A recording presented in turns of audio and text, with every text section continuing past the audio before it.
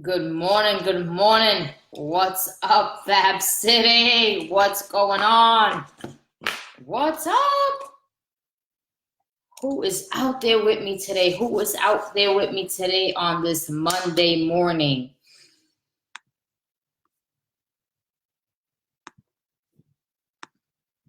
I have a message for you today. Today I want to be thankful, super thankful for God, for grace, and for patience. Last week, as you know, my dad passed, so I had a rough week last week. And I think it was just rough, like emotionally, having to do things that I've never done before and handle situations that were new to me. It was draining. It was draining. It was a lot, and I just want to say that I'm grateful for God, because we are in a time right now where we're all going through things. And as we're going through these things, we might be getting weaker and weaker. Not only this, it's like after you go through this one challenge, there are going to be so many other challenges, and you're going to start to feel beat down.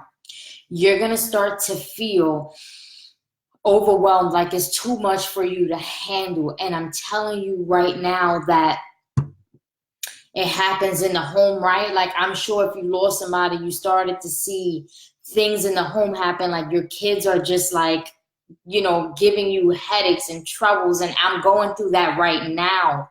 You know what I mean? Like, right now, I got to go to school and pull my son out. I'm making a decision to homeschool him because it's just a lot for me right now emotionally. And I just want to tell you that we are in a time right now where we got to pray. Because I realize that in the time that we are in right now, that there is no other coping mechanism.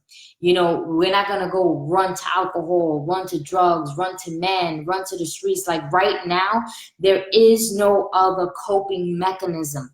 Like, Jesus is the answer. God is the answer, nothing else. And I'm saying this to you right now, and I'm sharing this from my heart because I'm going through trying times right now, right? But I have to be strong, right? And I have to be a leader. And not only that, that's just the life that I want to live. But I notice now, as a mom, when it comes to your kids, that could be super overwhelming, right? You're already dealing with a death in the family. You're already dealing with something, and then your kids want to be acting up, or they want to be disrespecting, or they just don't want to be rebellious. And it's a lot for a mom to handle. And I just want to tell you that you are strong, and that your answer right now is just to pray.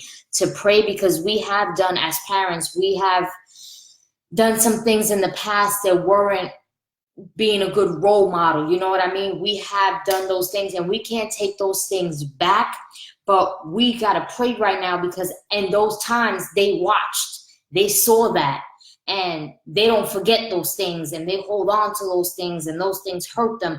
And then when they express them, is in forms of like disrespect and rebellion. And sometimes you struggle to kind of figure out the when and the why and the how, and why this is happening and where it's all coming from. But I'm going to be honest with you. It comes from things that they've seen, and they suffered. So if you a mom and you lost your mom, I know how hard it is to deal with your kids right now.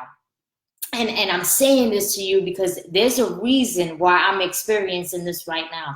There's a reason how my father passed away last week, and my son is just being an asshole this week, right? Like, I gotta go to school right now and pull them out. Like, they just become rebellious and disrespectful, and you don't know where it's coming from. But I'm telling you right now that we all have lived a past. Us mothers, we've all done things, maybe in front of our kids, around our kids, said things. They saw things that affected decisions that they make up to today. Affected the way they think.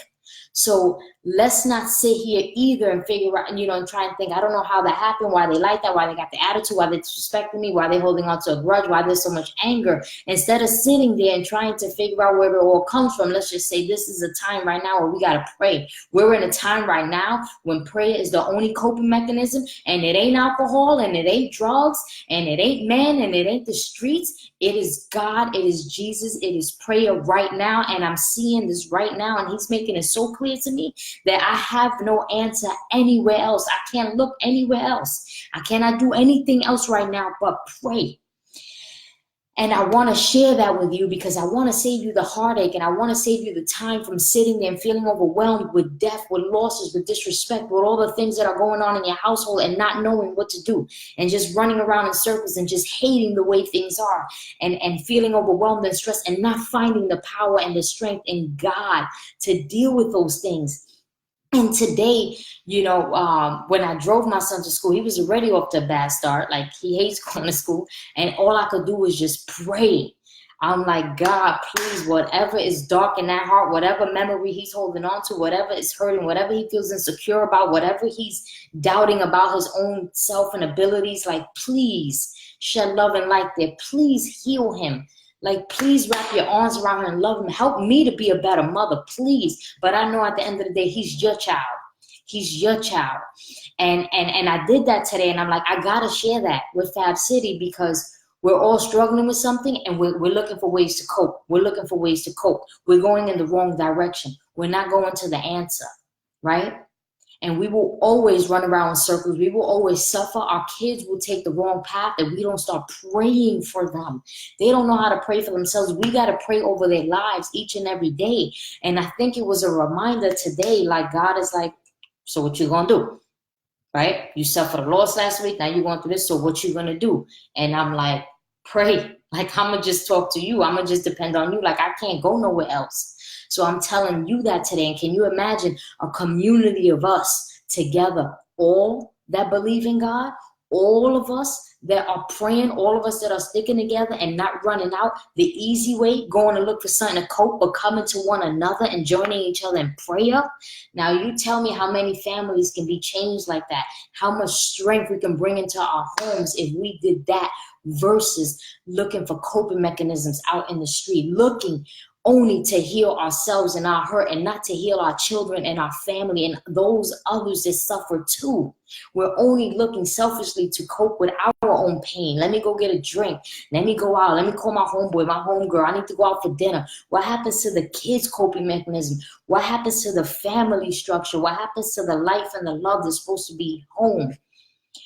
What happens to the completeness of everybody as a whole? You've got to do that. You as a parent have to do that. You can't only seek, I need a vacation. Trust me, I want one too. We got to see what heals us as a whole. And it ain't nothing but God. It ain't nothing but God. Because when you do an individual coping mechanism, you going for a drink, my son, I can't go for a drink, and I wouldn't even want him to go for a drink. You know what I mean? So it's got to be a different answer. So I leave you with that today because I want you to know that I understand. And I remember saying just a couple of weeks back, even to my MP, when she helped some of the girls that lost a parent, I would always tell her, you could do that because I never suffered a loss. You could be there for these girls in the boys club or in FabCity or in other coaching programs that lost their parents because I've never gone through that. But now that I've gone through that, I realize how that loss could break down a family structure, could just lead everybody in their own way, and can bring anger and pain and just divide. So because we've already had that happen in most of our families, that divide, right? We need to be able to unite us back again. And it's going to take a lot of work from you, and it's going to be frustrating, and nobody's going to want to listen to you, and nobody's going to want to go your way, but you got to keep trying. You can't give up, and you got to do it all with love and all with Christ. And I'm telling you right now, this is the realest message that has come to me, and I'm sharing it with you because it's my job to share it with you. There is no other answer. There is no other answer. There is no other answer.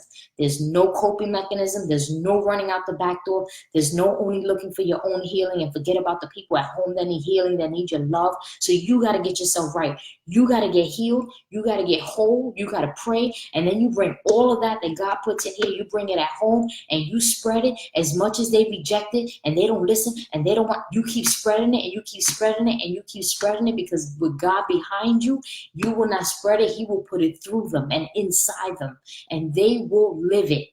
But you can't give up. You've got to keep being the strong person in the house. You got to keep telling them that you love them and that you support them and that no matter how many different ways you got to find to make them happy and to figure out what is it that they need, that you're going to do that. And you're going to do it with God's help. And with God's help, you can't be weak. You can't give up. You can't run out the back door, right?